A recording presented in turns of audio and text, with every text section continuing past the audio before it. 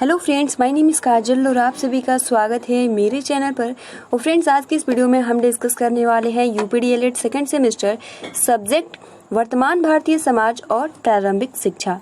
जी हाँ फ्रेंड्स, आप सभी को हम बता दें कि हम ये अति लघु उत्तरीय प्रश्न जो डिस्कस कर रहे हैं वो शांति के नोट्स से डिस्कस कर रहे हैं, जिसमें फर्स्ट आज का ये पार्ट 1 है। तो चलिए फ्रेंड्स शुरू करते हैं। वीडियो को लाइक कर दीजिए और अपने फ्रेंड्स मित्रों को भी शेयर कर दीजिए।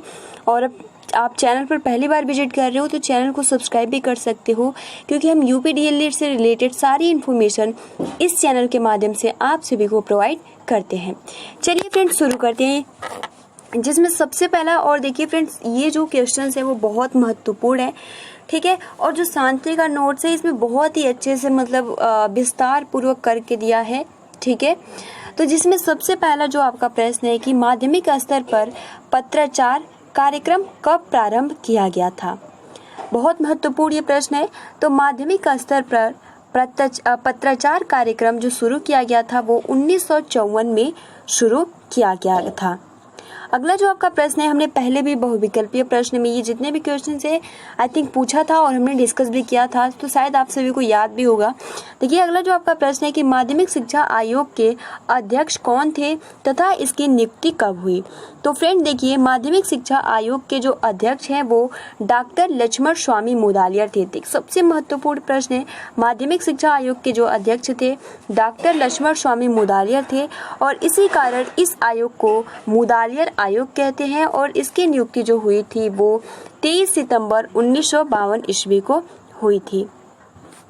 अगला जो आपका प्रश्न है कि शिक्षा शब्द का अर्थ है। तो शिक्षा शब्द लैटिन भाषा के एडुकेटम शब्द से बना है, जिसका अर्थ होता है शिक्षित करना। अगला आपका प्रश्न है कि शिक्षा का कोई एक महत्व बताइए। शिक्षा का क्या महत्व है। तो शिक्षा का मनुष्य को आवश्यकताओं की संतुष्टि करने के योग्य बनाती है। अगला जो आपका प्रश्न है कि दूरस्थ शिक्षा प्रदान करने में सहायक किन 2 साधनों के नाम हैं। तो दूरस्थ शिक्षा प्रदान करने में सहायक 2 साधन पत्राचार, रेडियो। अगला जो आपका प्रश्न है, शिक्षा का संकुचित अर्थ, जो कि हमने जब लॉन्ग क्वेश्चन डिस्कस किया था उसमें बहुत ही बेहतरीन तरीके से जाना था कि शिक्षा का संकुचित अर्थ क्या होता है। तो शिक्षा का जो संकुचित अर्थ होता है कि शिक्षा का तात्पर्य अपनी शक्तियों के विकास के लिए चेतनापूर्वक किए गए प्रयास, ठीक है। अगला आप इस तरीके से भी याद कर सकते हो, जो शिक्षा का संकुचित रूप होता है इसको एक निश्चित प्लान बनाकर इसका नियोजन करके, और जैसे कि आप सभी को जो क्लास में शिक्षा दी जाती है, ठीक है, यानी निश्चित स्थान पर ये शिक्षा का संकुचित अर्थ होता है। और जो व्यापक जो होता है वो सिंपल पूरे जीवन में लागू होता है, ठीक है, यानी जन्म से लेकर मृत्यु तक जो शिक्षा है वो व्यापक शिक्षण में आप कह सकते हो। शिक्षा का जो व्यापक अर्थ होता है सिंपल, जन्म से मृत्यु तक हम कुछ न कुछ सीखते रहते हैं, वही आपका शिक्षा का व्यापक अर्थ हो जाता है। अगला जो आपका प्रश्न है कि शिक्षा द्विमुखी प्रक्रिया है, यह कथन किसने कहा है। तो एडम्स ने शिक्षा को द्विमुखी प्रक्रिया माना है। रॉस ने कहा है कि चुंबक के समान शिक्षा में 2 ध्रुवों का होना आवश्यक है, इसलिए शिक्षा द्विमुखी प्रक्रिया है। अगला आपका प्रश्न है कि उड के घोषणा पत्र के आधार पर कंपनी ने शिक्षा नीति कब घोषित की। तो उड के घोषणा पत्र के आधार पर कंपनी ने 19 जुलाई 1854 में अपनी शिक्षा नीति घोषित की थी। अगला आपका प्रश्न है कि राधाकृष्णन आयोग की नियुक्ति कब हुई। तो राधाकृष्णन आयोग की नियुक्ति 4 नवंबर 1948 को की गई थी। अगला प्रश्न है कि शिक्षा व्यक्तित्व का पूर्ण विकास करना है, किसने कहा है। तो टीपी नन का कहना है कि शिक्षा व्यक्तित्व का पूर्ण विकास है, जिससे कि व्यक्ति अपने पूर्ण योग्यता के अनुसार मानव जीवन को योगदान दे सके। बहुत महत्वपूर्ण ये प्रश्न है। ये जो स्टेटमेंट है जो टीपी नन ने बोला है कि शिक्षा व्यक्तित्व है इसका पूर्ण विकास है, जिससे कि व्यक्ति अपनी पूर्ण योग्यता के अनुसार मानव जीवन को योगदान दे सके। अगला आपका प्रश्न है कि शिक्षा के उद्देश्य व्यक्ति के जीवन से किस प्रकार संबंधित है। तो व्यक्ति के संतुलित विकास के लिए और सर्वांगीण विकास के लिए जो शिक्षा का उद्देश्य है बहुत ज्यादा संबंधित है। अगला आपका प्रश्न है कि शिक्षा के उद्देश्य क्यों निर्धारित किए जाते हैं। तो मिश्रित व्यवस्था वाले समाजों में व्यक्ति तथा समाज दोनों के हितों के विकास के लिए शिक्षा का उद्देश्य निर्धारित किए जाते हैं। अगला आपका प्रश्न है कि शिक्षा जन्मजात शक्तियों को व्यक्त करने की प्रक्रिया है, यह कथन किसका है? तो पेस्ट्रोलॉजी के अनुसार शिक्षा मनुष्य की जन्मजात शक्तियों का स्वाभाविक सामंजस्यपूर्ण तथा प्रगतिशील विकास है। आई थिंक हमने ये पहले भी क्वेश्चन डिस्कस किया है, ठीक है, और मे बी आप सभी को याद भी होगा। अगला जो आपका प्रश्न है कि शिक्षा पर्यावरण के साथ समायोजन करना है, यह कथन किसने कहा? तो शिक्षा पर्यावरण के साथ समायोजन करना है, ये जो स्टेटमेंट कहा है वो बोशिंग ने कहा है। यानी शिक्षा का कार्य मानव का पर्यावरण से उस सीमा तक समायोजन करना है जिससे व्यक्ति व समाज दोनों को अस्थायी संतोष मिल सके। अगला आपका प्रश्न है कि सुदूर तथा अथवा दूरगामी शिक्षा की एक परिभाषा लिखिए। तो सुदूर अथवा दूरगामी शिक्षा की जो एक परिभाषा हो जाती है, पीटर्स के अनुसार सुदूर शिक्षा एक शिक्षण प्रणाली है जिसकी सहायता से ज्ञान, कौशल और व्यवहार में परिवर्तन लाने का प्रयास किया जाता है। इस शिक्षण प्रणाली में उच्च कोटि की शिक्षण सामग्री तकनीकी संचार साधनों द्वारा पहुंचाई जाती है। अगला आपका प्रश्न है कि सुदूर शिक्षा का महत्व लिखिए। तो शिक्षण का कार्य औपचारिक रूप से निश्चित स्थान पर किया जाता है। अगला आपका प्रश्न है कि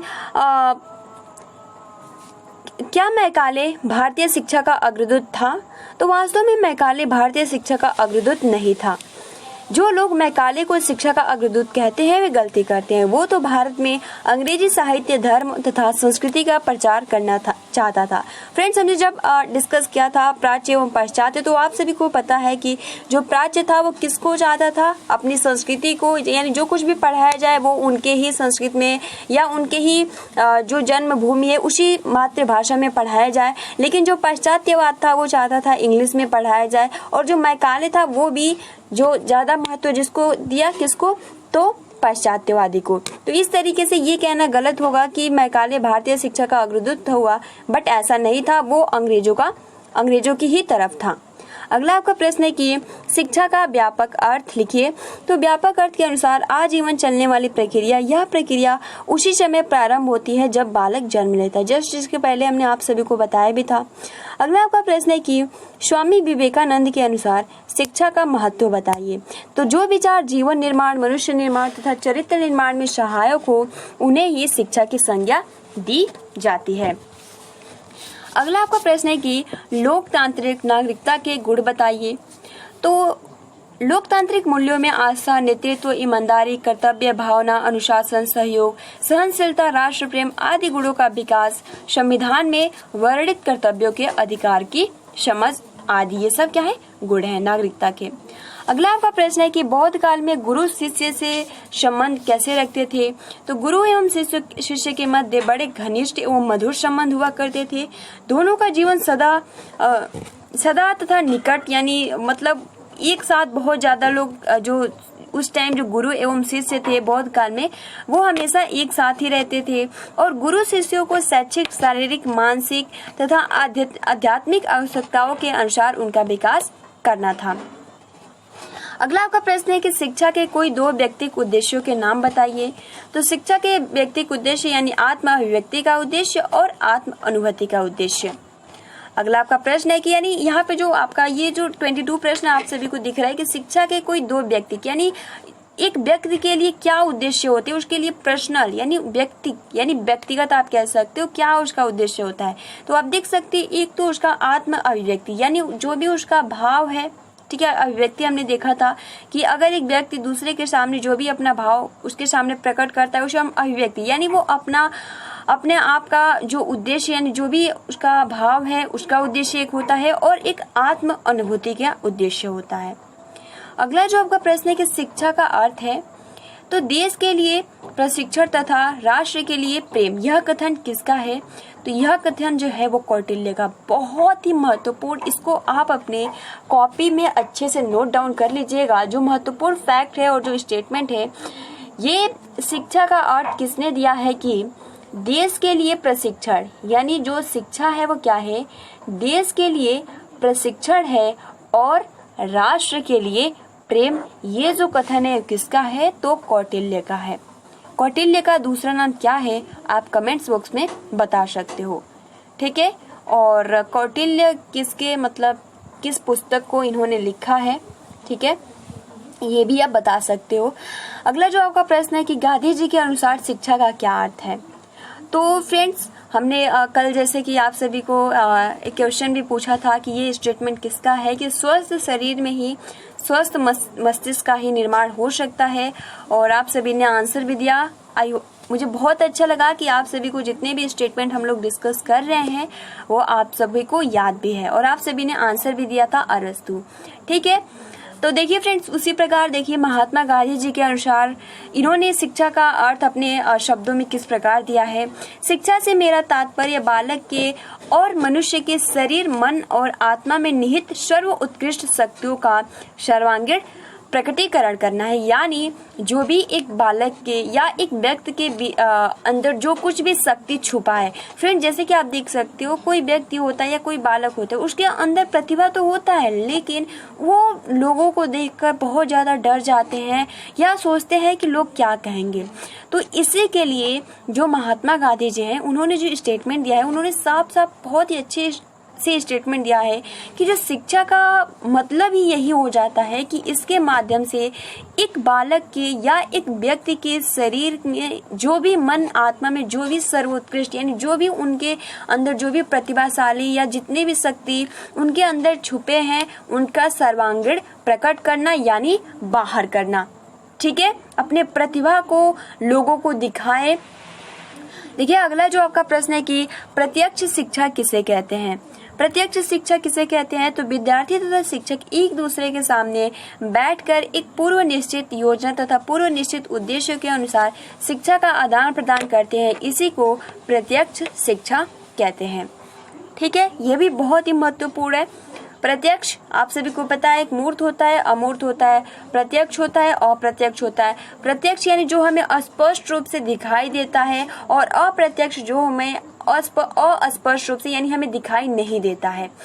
मूर्त क्या होता है, जो हमें दिखाई देता है, अमूर्त क्या होता है, जो हमें दिखाई नहीं देता है। ठीक है, जैसे कि आप सभी को पता है कि हमने शिक्षा अधिनियम में डिस्कस किया है, जो आपका स्थूल से सूक्ष्म की ओर है वो इस नाम से भी जाना जाता है, मूर्त से अमूर्त की ओर।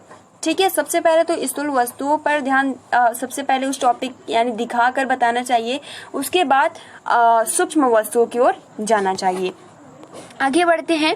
अगला जो आपका प्रश्न है कि नियमित तथा अनियमित शिक्षा में मुख्य अंतर बताइए, यानी नियमित शिक्षा क्या होता है और अनियमित शिक्षा। तो फ्रेंड्स, आप सभी को पता है कि आप स्कूल कॉलेज जाते होंगे, ठीक है, तो उसमें क्या होता है नियमित, यानी नियमित शिक्षा पूर्व नियोजित होती है, यानी उसका पूर्व प्लान किया जाता है कि आप नियमित समय पे आइए। नियमित समय पे क्यों कहा जाता है, क्योंकि पहले से ही इसका प्लान बना लिया गया है कि आपकी क्लास की जो टाइमिंग है वो 9 बजे या आपको डेली आना है। तो क्या है, यह एक प्लान बनाया गया है, तो इसी को हम क्या बोलते हैं, नियमित। यानी जो पूर्व में प्लान या नियोजित कर लिया जाता है उसको हम नियमित बोलते हैं, और जिसका हम पहले से प्लान नहीं बनता है उसको हम अनियमित कहते हैं। तो फ्रेंड्स, आप जब भी काम करो, कोई भी काम करो, तो एक प्लान, एक नियमित आप कह सकते हो कि पूर्व नियोजन आप सभी का होना चाहिए, तभी आपको उस काम में सफलता मिलता है, वरना बहुत ज्यादा कठिनाई आती है। अगला आपका प्रश्न है कि अच्छे चरित्र का निर्माण करना ही शिक्षा है। ठीक है, बहुत ही महत्वपूर्ण ये स्टेटमेंट है, इसको भी आप अच्छे से लिख लीजिएगा। जैसे कि हमने इसके पहले हमने देखा था कि जो कौटिल्य ने जो अपना स्टेटमेंट दिया था कि राष्ट्र के लिए प्रशिक्षण और देश के लिए क्या है, देश के लिए प्रशिक्षण और राष्ट्र के लिए प्रेम है। ये जो कथन है ये किसका था, तो कौटिल्य का। उसी प्रकार ये जो स्टेटमेंट है वो हर्बर्ट ने दिया है कि अच्छे चरित्र का निर्माण है वो कौन करता है, तो वो शिक्षा के द्वारा ही अच्छे चरित्र का निर्माण हो सकता है। और ये जो स्टेटमेंट है वो किसने कहा है, तो हर्बर्ट ने कहा है। ये जितने भी महत्वपूर्ण फैक्ट है आप इसको अपने कॉपी में बहुत ही अच्छे से, ठीक है, लिख लीजिएगा। अगला जो आपका प्रश्न है कि शिक्षा बहुअर्थीय है, यह कथन की पुष्टि कीजिए, मतलब इस कथन की पुष्टि कीजिए। तो शिक्षा शब्द का प्रयोग विभिन्न अर्थों में किया जाता है।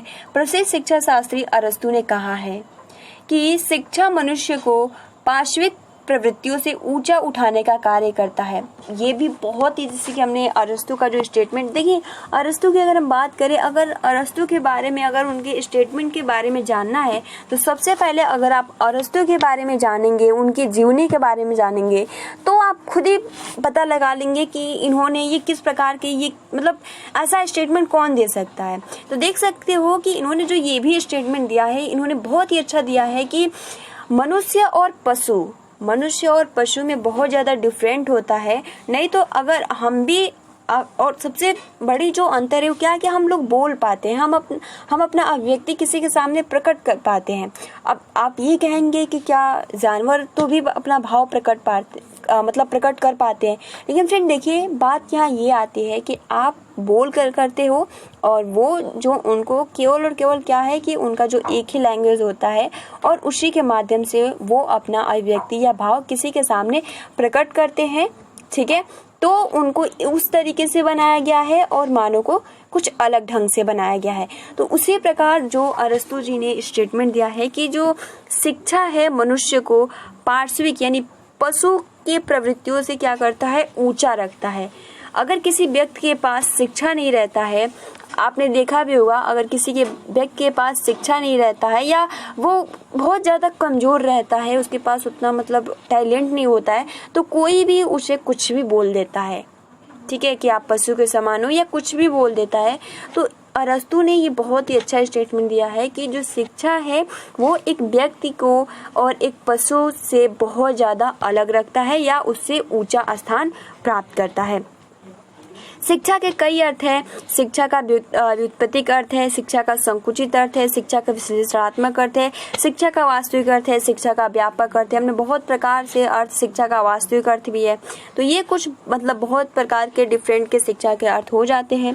अगला जो आपका प्रश्न है कि मदरसा का अर्थ बताइए, तो मदरसा शब्द फारसी के दरस से निर्मित है। इसका अर्थ है व्याख्यान देना, और मदरसा वह स्थान है जहाँ भाषण दिए जाते हैं और जहाँ उच्च स्तरीय शिक्षा प्रदान की जाती है। तो यह भी क्वेश्चन बहुत महत्वपूर्ण है। अगला आपका प्रश्न है कि वर्तमान भारतीय शिक्षा के उद्देश्य लिखिए।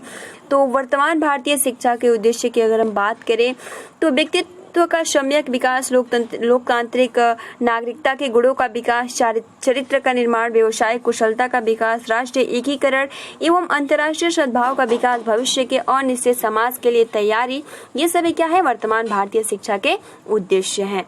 अगला आपका प्रश्न है कि जैसे कि शिक्षा की त्रिमुखी प्रक्रिया किसने कहा है। और फ्रेंड्स आप सभी को ये क्वेश्चन का आंसर देना है कि शिक्षा की द्विमुखी प्रक्रिया के जनक कौन है। ठीक है, फिलहाल ये जो क्वेश्चन कह रहा है कि शिक्षा त्रिमुखी प्रक्रिया किसने कहा है, तो जॉन ड्यूबी ने इसको कहा है कि जो शिक्षा है वो क्या है, त्रिमुखी प्रक्रिया है, जिसमें अध्यापक विद्यार्थी के साथ साथ पाठ्यक्रम भी सम्मिलित किया जाना चाहिए। इसलिए जो शिक्षा है वो क्या है, त्रिमुखी प्रक्रिया है। अगला आपका प्रश्न है कि शिक्षा के सर्वमान्य उद्देश्य कैसे होने चाहिए। तो शिक्षा के सर्वमान्य उद्देश्य वास्तविक परिस्थितियों के आधार पर देश, काल और परिस्थितियों से संबंधित होने चाहिए। अगला आपका प्रश्न है कि शिक्षा के उद्देश्यों को कितने भागों में बांटा गया है। तो शिक्षा के उद्देश्यों को 2 भागों में बांटा गया है, व्यक्तिगत उद्देश्य और सामाजिक उद्देश्य। ठीक है, हमने फ्रेंड देखा भी था व्यक्तिगत उद्देश्य में क्या आ जाता है, तो आत्म अभिव्यक्ति और आत्म अनुभूति का उद्देश्य, और सामाजिक उद्देश्य में आप सभी को पता ही है, अपने आप का चरित्र का निर्माण करना। ठीक है, किस तरीके से आप अपने को समाज में समायोजन कर सकते हो। ठीक है, अपने समाज को किस तरीके से ऊंचा उठा सकते हो। तो ये सब किसके माध्यम से, तो शिक्षा के माध्यम से ही। तो इसलिए शिक्षा के उद्देश्य को 2 भागों में बांटा गया है, व्यक्तिगत उद्देश्य और सामाजिक उद्देश्य। अगला आपका प्रश्न है कि मकतब का अर्थ क्या होता है। तो मकतब का अर्थ होता है लिखना। ठीक है, सिंपल आप याद कर लीजिएगा, मकतब का जो अर्थ होता है वो होता है लिखना। इस अर्थ में मकतब का वह स्थान जहाँ बालक लिखना सीखता है, और मस्जिदों के साथ संलग्न मकतबों में अक्षर ज्ञान के साथ साथ धार्मिक शिक्षा भी चलती है। अगला आपका प्रश्न है कि सुदूर शिक्षा का मुख्य उद्देश्य लिखिए।